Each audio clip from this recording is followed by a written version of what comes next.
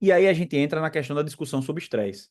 Porque quando a gente viu tanto o vídeo da última aula, né, como o vídeo também agora aqui na nossa aula de hoje, metodologias ali, um negócio muito estranho, né, de aplicar estresse, uma conceituação muito equivocada, porque por muito tempo a gente entendeu estresse como um endoidar o aluno, deixar o aluno desconfortável, tirar o aluno do eixo da paz, do sossego.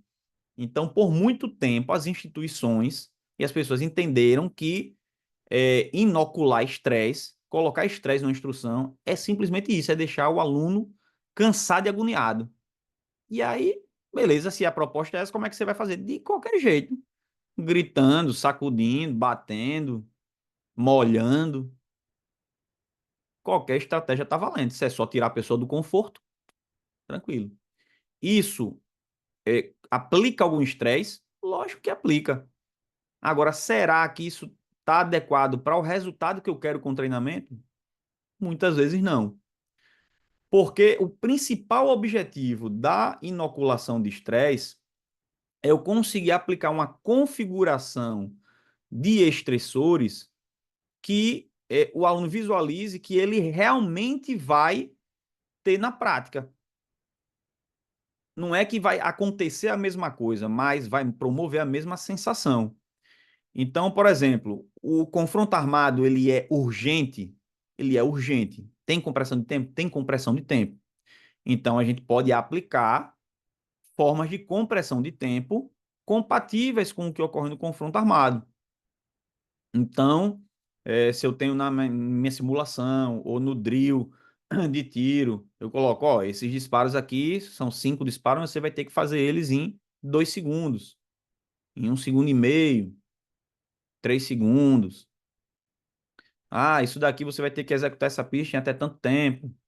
Ou então a gente estabelece uma competição nos alunos, que a coisa da urgência se insere automaticamente. E nessa urgência aí ele vai perceber como o saque de arma ficou ruim, como ali às vezes ele foi fazer a troca de carregador, caiu alguma coisa, não conseguiu fazer, como o disparo dele abriu bastante. Então ele vai começando a ter um conhecimento aí da fricção. Então, e aí pressão do tempo, né? Competições, exercícios com tempo limitado. E aí a galera perde com essa coisa de só usar atividade física e ficar querendo endoidar dando grito no aluno, você para de você não consegue perceber o que significa um fator estressor. E a gente, por exemplo, não percebe uma coisa óbvia, que sei lá, quando você diz, ó, você vai falar, dar uma palestra, vai falar em público. Pô, o cara fica nervoso, fica ansioso, e aí ele, pô, vai se planejar, vai preparar o material, vai ficar naquela agonia. Ou seja, isso é um fator estressor. Ficar na frente de todo mundo para poder falar é um fator estressor. Aí o cara olha, porque, como é que isso não é explorado em instrução?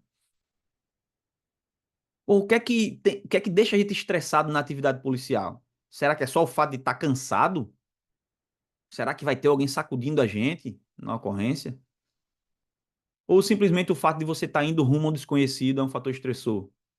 O fato de você ter uma cobrança da legislação, né, da sociedade, da mídia, né, ter um telefone filmando, ter barulho na ocorrência, isso tudo impacta a performance. E aí o instrutor acaba não percebendo essa obviedade, e não explora nada disso na instrução, que muitas vezes para você utilizar isso na instrução vai ser gratuito e 10 mil vezes mais eficiente.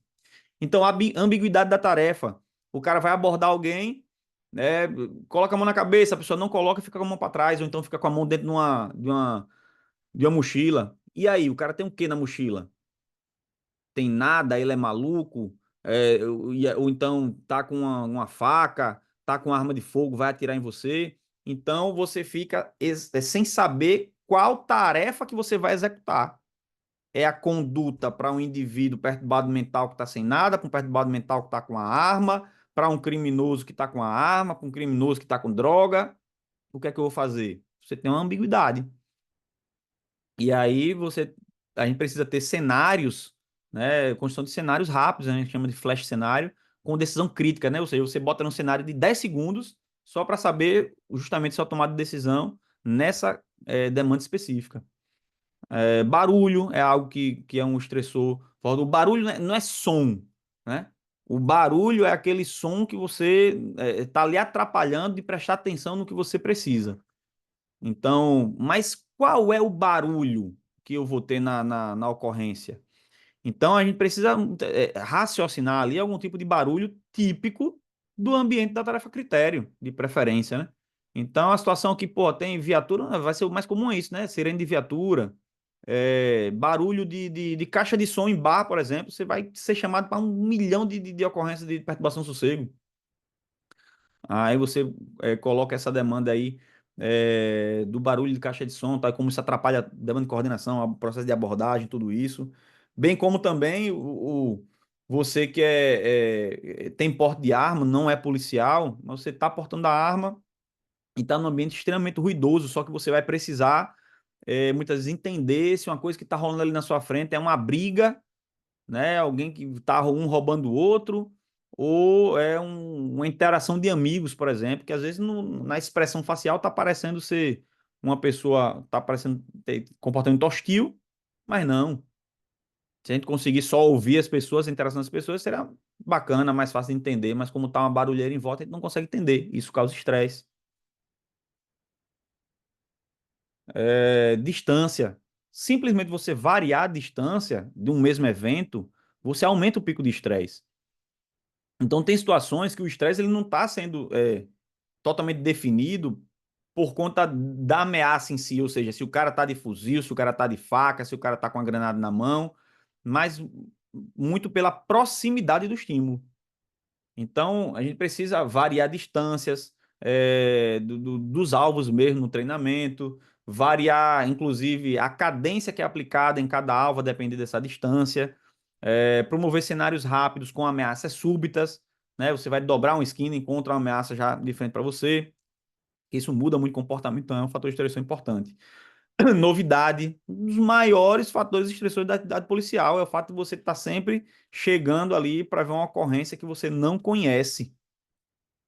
E aí você precisa de cenários rápidos aí com ameaças súbitas, variação de estímulos. Você não pode ter aquela previsibilidade, aquela repetição eterna no treinamento, que você sabe já o treinamento como é do começo ao fim.